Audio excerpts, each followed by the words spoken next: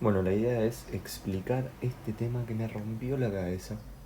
Hoy es 30 de septiembre, estoy preparando el recuperatorio de R1, le desaprobé y este tema no lo había entendido. Acabo de ver un montón de videos, me leí 80.000 bibliografías, vi el apunte. Absolutamente todo lo que estaba en mis manos lo hice y creo que lo llegué a entender, pero bueno, para no escribirlo porque me va a llevar mucho tiempo, voy a hacer este video. Entonces, bueno, la cuestión es que nosotros venimos hablando de flujo sanguíneo renal, flujo plasmático renal efectivo, volumen de filtrado glomerular. El volumen de filtrado glomerular lo podemos pensar desde dos perspectivas. Desde la perspectiva de las fuerzas de Stirling, las presiones que actúan en este proceso de filtración. También lo podemos pensar como una sección de todo esto que había dicho antes, de flujo sanguíneo renal, flujo plasmático renal efectivo. Y vamos descartando esto a partir de fórmulas. Entonces, del flujo sanguíneo renal paso al flujo plasmático renal porque yo estoy hablando de que se filtra solo el plasma. Los elementos formes de la sangre no se van a filtrar. Entonces, como yo sé que el gasto cardíaco es, bueno, no me acuerdo, pero como al riñón le llega el 20% del gasto cardíaco, que son 1200 mililitros por minuto, si yo a esto le resto el hematocrito, que son los elementos formes de la sangre, me va a quedar el plasma, que es lo que se filtra realmente. Eso me va a dar un flujo plasmático renal de 600 mililitros, 650 más o menos. Ahora, de este flujo plasmático renal que ingresa, o sea, este flujo que yo tengo en el riñón, no toda esta cantidad va a perfundir los glomérulos, van a perfundir, no sé, la corteza, distintos epitelios que no tienen que ver con la filtración. Entonces yo a eso lo voy a restar para tener un cálculo más preciso, para obtener el flujo plasmático renal efectivo. Y de eso, como yo sé que por la fracción de filtración de lo que entra y de lo que fluye por los capilares de la cápsula de Bowman, solo se filtra el 20%, que es la fracción de filtración, llego a la conclusión de que tengo 125 mililitros por minuto, que vendría a ser mi BFG. Entonces, esto es importantísimo porque estamos definiendo ahora todos estos conceptos que después vamos a empezar a comparar. Entonces ya definimos lo que es el TFG o BFG, volumen de filtrado glomerular o tasa de filtrado glomerular. Ahora vamos a pensar en el flujo plasmático renal. El flujo plasmático renal es, como dice su nombre, un flujo, o sea, volumen sobre tiempo. Esto es re importante pensar en esta idea de volumen sobre tiempo porque nos va a servir para cuando estemos trabajando acá, que ya voy a llegar a esa parte, que es más fácil explicarlo cuando estemos hablando de esto. Bueno, la presión en el capilar glomerular tiene que ver con las fuerzas de Stirling. Este gráfico de acá, que esta es una versión como digamos simplificada, pero en el apunte ahí estimada está el gráfico que muestra cómo se van restando las presiones que favorecen la filtración en contra de las presiones que favorecen la reabsorción. Entonces, las presiones que favorecen la filtración son la presión hidrostática de los capilares, que esta presión está dada por el corazón, ¿no? O sea, sistema cardiovascular. Y la otra presión que va a favorecer la filtración es la presión oncótica o la presión osmótica de la cápsula de Bowman, que es cero porque como las proteínas no se filtran, eso va a ser cero. Pero bueno, cuidado más adelante, yo esto no tengo idea. Espero que si en algún momento escucho esto como un recuerdo, entienda por qué. Pero si yo empiezo a filtrar proteínas, voy a tener problemas con la filtración porque se me van a afectar las fuerzas. Voy a tener una fuerza adicional que me va a favorecer la filtración. Entonces estas son las dos fuerzas de filtración, y las fuerzas que favorecen la reabsorción son, por un lado, la presión hidrostática de la cápsula de Bowman, que es muy bajita, pero bueno, se incluye para los cálculos. Y la presión osmótica de los capilares, o sea, del fluido, que como a medida que se va filtrando yo voy perdiendo agua, la concentración de las proteínas me va a aumentar. Entonces yo voy a tener como resultado que este aumento de la presión osmótica tiene esta curva así. Cuando llega acá es porque ya no puedo filtrar más agua, no puedo bajar más la concentración. Entonces ahora vamos a hablar de la regulación por el mecanismo miogénico, que básicamente lo que hacemos es regular a partir de la vasoconstricción de las arteriolas. Si nosotros nos acordamos del sistema portarrenal, que tenemos la arteriola aferente, los capilares glomerulares, arteriola eferente, capilar peritubular. Entonces, si yo voy jugando con la vasoconstricción en estos vasos, voy a obtener ciertos resultados que al principio pueden parecer intuitivos, pero acá la cosa se complica. Por eso este video está muy bueno para consultar en caso de que vuelvan a una crisis y no entiendan. Entonces, la arteriola aferente, nos vamos a enfocar en la arteriola aferente acá. Si yo aumento la resistencia en la arteriola aferente, resistencia, con aumentar la resistencia me refiero a que aumento la vasoconstricción, y esto me va a provocar mayor contacto del fluido con las paredes, entonces voy a perder energía. Entonces, ¿qué pasa si yo vasocontraigo esta arteria?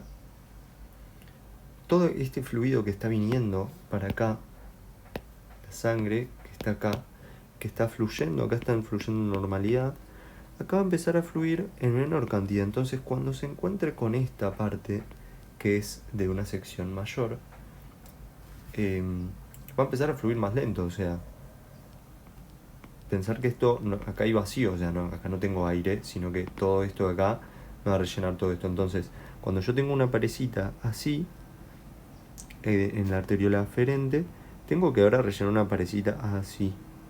Entonces, yo acá estoy bajando mucho la velocidad. Es similar a lo que pasa en cardio, en la hemodinamia. Arre que todavía no empecé a ver cardio, pero bueno, me la acuerdo recién. De que, como en los capilares, o sea, la sección es tan grande que la presión es muy insignificante y solo influye la difusión. Pero bueno, básicamente es este concepto importante de ¿qué pasa? Que se enlentece el flujo. Esto es clave, que el flujo se enlentece. Entonces, como el flujo se enlentece, Chan va a bajar. A medida que yo aumento la resistencia, que yo vasocontraigo más, me va a bajar el flujo. ¿Por qué? Porque el flujo es volumen sobre tiempo. Entonces, si yo aumento el tiempo en la cuenta, me va a disminuir el flujo. ¿Ok? Bueno, tasa de filtro glomerular, pasamos ahora. No, perdón, vamos primero con la presión capilar glomerular. Si yo disminuyo la sección, como antes, ¿qué pasa? Como la presión es fuerza sobre área, yo acá tengo fuerza, una fuerza determinada en un área chiquita, y ahora tengo un área mucho más grande. Y como la presión es fuerza sobre área, si yo aumento el valor del denominador, se me va a achicar el valor de la presión. Entonces, disminuye, ¿ok? Está muy relacionado con esta idea del flujo plasmático renal. Y ahora, la tasa de filtración glomerular. ¿Por qué influye? ¿Por qué pasa esto? Bueno, nos vamos acá a esta formulita. El KF no se va a modificar por ahora. La PEUF, que es la presión efectiva de ultrafiltración, que surge como la resta de lo que dije al principio de las presiones, que vendría a ser estos grafiquitos de acá. ¿Por qué me va a disminuir? Porque yo estoy disminuyendo esta presión de acá, ¿ok? Este gráfico igual habla de... se dirige para este gráfico, para este de la arteria eferente, pero bueno, acá sí nos sirve también. Si yo bajo la presión hidrostática, esto va a ser así, va a disminuir, y el área, esta área, es el volumen de filtrado glomerular. Es importantísimo esto, que es un valor de área. Está buenísimo entenderlo así. Si yo lo bajo, empieza a bajar esto, ¿Qué pasa? Se me va a chocar con esta curva, acá es como si le hiciéramos zoom, se me va a empezar a chocar con esta curva y el área va a estar comprendida solo por esto. Entonces me va a disminuir el volumen de filtrado glomerular. Bueno, esto es bastante intuitivo porque todos bajan, o sea, si yo contraigo, me entra menos sangre, entonces se me enlentece el flujo, va a descender el flujo plasmático renal, el valor, y como aumento la sección, aumento el área, la presión me va a disminuir, y como disminuyo la presión, me va a disminuir la presión hidrostática del capilar glomerular, me va a disminuir el volumen de filtrado glomerular. Ahora, si pasamos a la arteriola eferente, venimos a este gráfico que está acá. ¿Y qué pasa? Si yo contraigo la arteriola eferente, vamos a ver qué pasa con el flujo plasmático renal. Pasa lo mismo que pasa con la arteriola cuando contraes la arteriola eferente. ¿Qué pasa? Yo acá achico la sección de nuevo. O sea, todo este contenido que está viniendo por acá tiene que empezar a pasar por acá. Por acá va a pasar rapidísimo, pero por acá va a disminuir, porque no tiene el mismo espacio para pasar, ¿ok? Esto es como pensarlo en el tren, en el roca, o en una estación donde hay mucha gente caminando. O sea, si yo acá tengo un pasillo, acá me va a fluir mucho más lento. Voy a tener un flujo menor, por eso va a disminuir. Ahora, ¿qué pasa con la presión? También pensándolo como si fuera un pasillo del subte esto. Si yo tapo acá, voy a tener presión y va a seguir llegando sangre por acá que me va a ejercer una presión, por eso la presión va a aumentar. Yo tengo acá una salidita chiquita, por eso me va a aumentar la presión. Pero ahora, fijémonos que el volumen de filtrado glomerular no sigue este mismo patrón, ¿ok? ¿Qué pasa? Cuando yo aumento la resistencia acá, en un principio, ¿qué va a pasar? Me va a aumentar el volumen de filtrado glomerular. ¿Por qué? Porque yo estoy aumentando esto de acá, yo lo estoy elevando hacia arriba, yo estoy subiendo la presión y entonces el área se me va a hacer más grande. Pero ¿qué pasa? Si yo empiezo a aumentar muchísimo la resistencia, fijémonos que en un momento, en vez de seguir aumentando, acompañando la presión, va a empezar a bajar. ¿Y esto por qué pasa? Porque, y esto es lo malo que tiene este gráfico del Boron, que para mí, no sé por qué no lo agregaron, lo tendrían que haber agregado, porque a mí me rompió la cabeza, es este pequeño, gran, excelente factor, la presión osmótica del capilar, la presión oncótica. ¿Qué pasa? Como yo en una primera instancia no tengo problema porque yo voy a aumentar esto, voy a subir el área, no hay problema. Ahora, ¿qué pasa? Si yo lo aumento excesivamente, voy a empezar a sacar sangre por el principio del capilar, voy a empezar a sacar, ¿y qué pasa? Me va a disminuir la presión oncótica, perdón, me va a aumentar, y esta presión es la que justamente se opone a la filtración. Entonces, ¿qué pasa? Si yo empiezo a aumentar muchísimo este valor de la presión oncótica, ¿qué va a pasar? En un momento esto empieza a disminuir, cae el volumen de filtrado glomerular. ¿Por qué? Porque el área que está entre las dos curvas se empieza a achicar. Entonces, si nosotros vamos comparando estos dos gráficos, a medida que yo voy aumentando la presión, veamos acá está en 40 la presión hidrostática y acá está en casi 80. ¿Qué pasa? Yo acá no tengo mucho drama con la presión oncótica. ¿Por qué? Porque justamente este valor no está muy grande, entonces yo no estoy pasando agua a tanta presión por el colador ahí de la barrera de ultrafiltrado. Pero ahora, ¿qué pasa? Como yo estoy sacando como loco por el colador todo el agua, me empieza a subir la concentración un montón. La concentración de proteínas en el plasma, que son el principal componente de la presión osmótica de la sangre. Entonces, este aumento de la fuerza, de esta fuerza, de esta presión, va a provocar que se me achique este área. Entonces voy a empezar a tener un descenso del volumen de filtrado glomerular. acá la trampita es que no es que esto desciende a niveles locos. Fijémonos que acá más o menos desciende, pero no es que desciende a un nivel tan abrupto, sino que la idea importante para llevarse acá es que la arteriola eferente, si yo la contraigo, la vasoconstriño, no sé cómo se dice, a un nivel moderado, voy a aumentar el volumen de filtrado glomerular, ¿ok? Pero si yo empiezo a aumentar muchísimo esta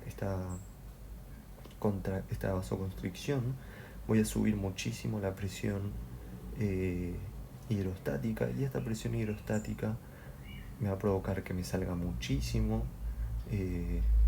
fluido por la barrera de ultrafiltración, me va a aumentar muy rápido la presión oncótica, y este valor del área va a disminuir, va a ser más chico en comparación a si yo tuviera una presión hidrostática menor, ¿sí? O sea, es más sutil el tema, no es que voy a dejar de tener filtración, sino que voy a tener filtración más óptima a determinado punto de la presión hidrostática, que en este caso la estoy controlando por la vasoconstricción eferente. Bueno, espero que se haya entendido.